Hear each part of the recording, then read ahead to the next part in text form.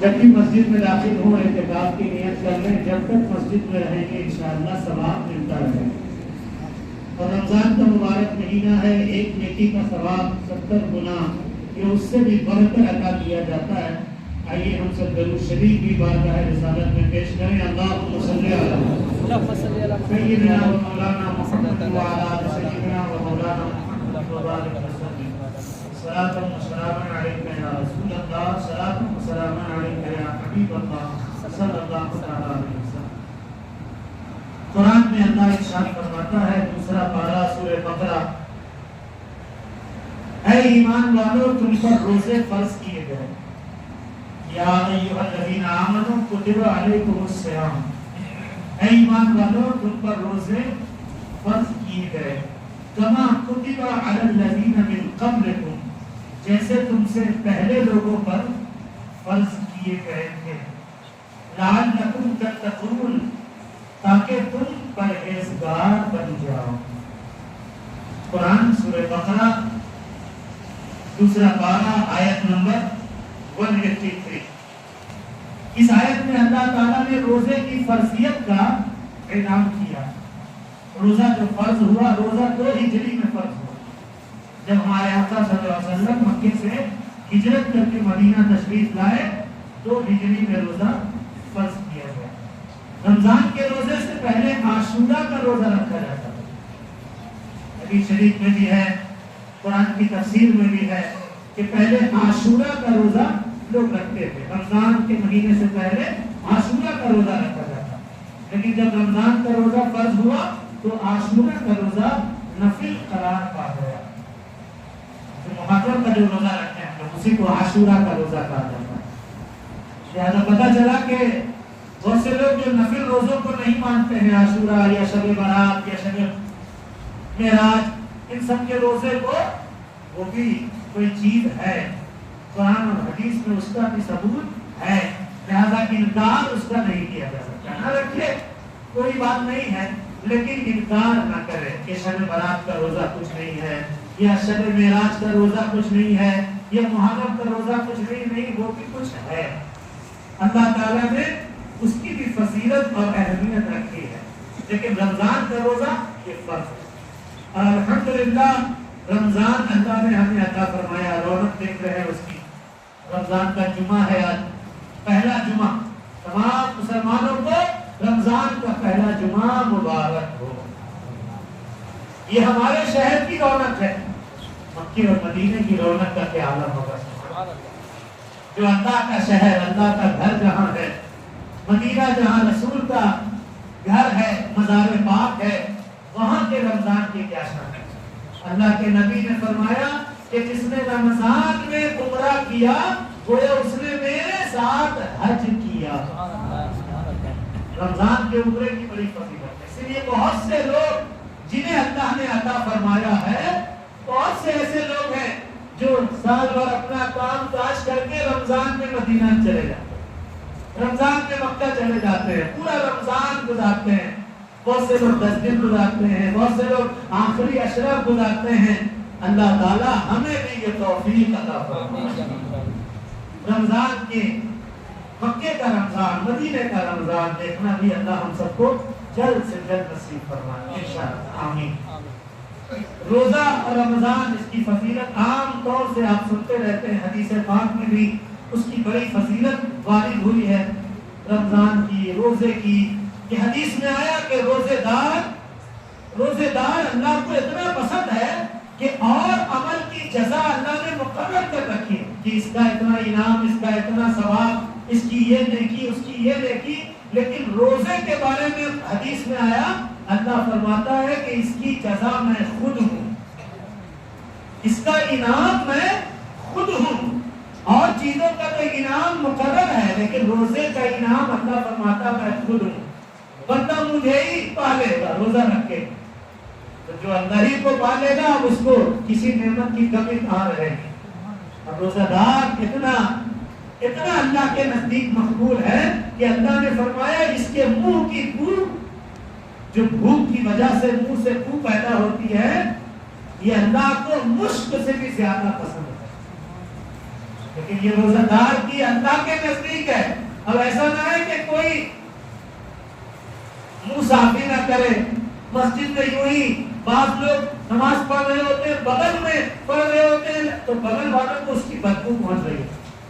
جب ان کا منہ کھل رہا ہے, لہذا مسواک کرنا چاہیے. مسواک جو سنت رسول ہے, روزے میں گرچہ کولگیٹ پیسٹ اور یہ چیزیں نہیں کر سکتے ہیں, لیکن مسواک کر سکتے ہیں. مسواک ہمارے نبی کی سنت ہے, جس کو دکمن ہم لوگ کہتے ہیں. مسواک حدیث شریف میں آیا کہ مسواک کر کے نماز پڑھنا 70 گنا افضل ہے بغیر مسواک کی نماز. لہذا مسواک کیا جائے تاکہ منہ, اور قرآن پڑھتے ہو تو فرشتے اپنا منہ تمہارے منہ کے سامنے رکھ دیتے ہیں.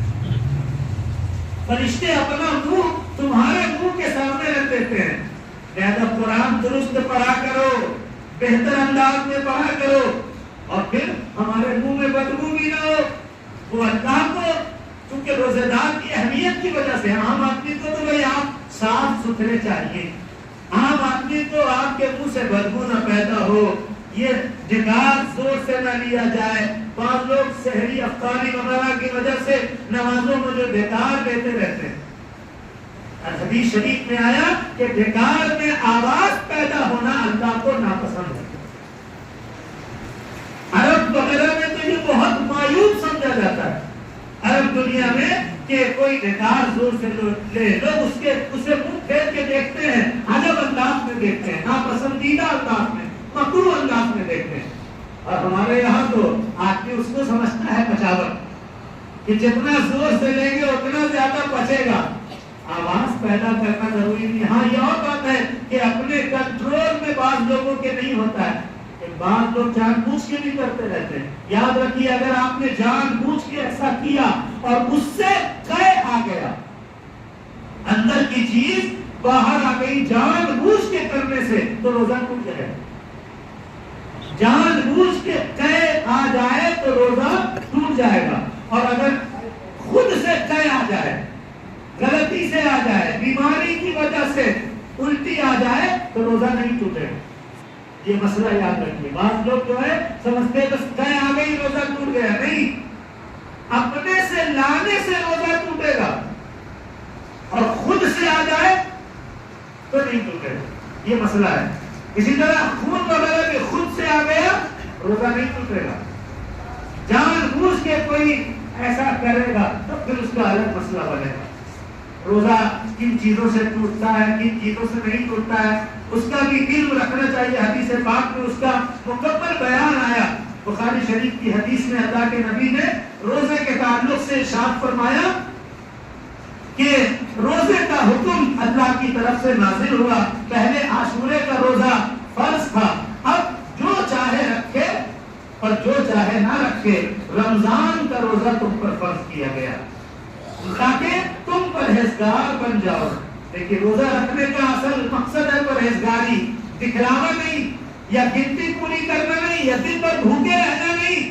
حدیث میں آیا کہ اگر آدمی اپنے آپ کو گناہوں سے نہ بچائے, اگر آدمی فضول باتوں سے, غیبت چغلی سے, گالی گلوچ سے, شکوے شکایت سے اپنے روزے کی حفاظت نہ کرے, تو اس کا روزہ سوائے بھوکے رہنے کے اسے کچھ نفع نہیں پہنچا.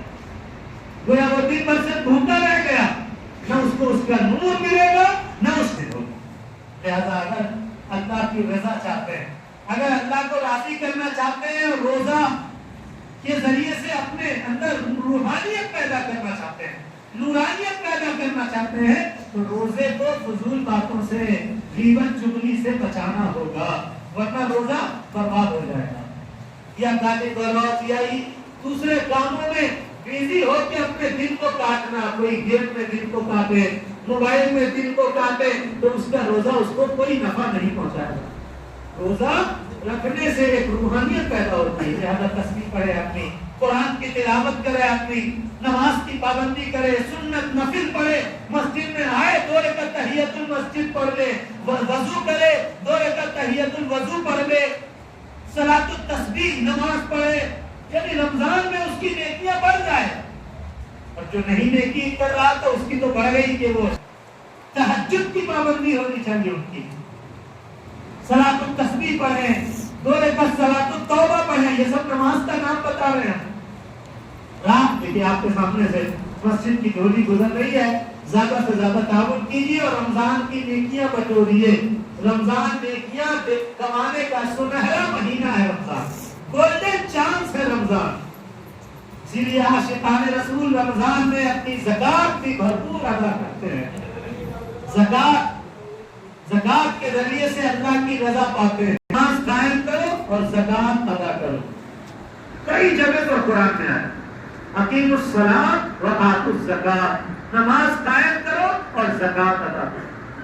कुरान पाक के 10वें पारे में अल्लाह ने इरशाद फरमाया वल्लज़ीना यकनिज़ूना ज़हबा वल फिद्दता लस्तुम लिअनफुसिकुम फज़ूक़ू मा कुन्तुम तकनिज़ून। कुरान 10वां पारा सूरह बरात, सूरह तौबा। अल्लाह फरमाता जो लोग माल जमा करते हैं, सोने चांदी, माले तिजारत, उन्हें दर्दनाक अज़ाब की खबर सुनाती। अल्लाह फरमाया अपने नबी से कि जो लोग माल जमा करते हैं और उसे अल्लाह की राह में खर्च नहीं करते, उसको दर्दनाक अज़ाब, छोटा मोटा अज़ाब नहीं, सबसे छोटा अज़ाब हदीस में आया है कि सबसे छोटा अज़ाब जहन्नम का ये है कि जहन्नमी को आग की जूती पहना दी जाए। सबसे छोटा अज़ाब, अल्लाहु अकबर। जरा तसव्वुर कीजिए और अपने नाजुक जिस्म पर तरस खाइए।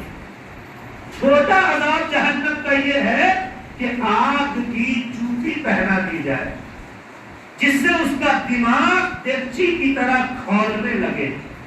ये सबसे छोटा अज़ाब है जहन्नम का।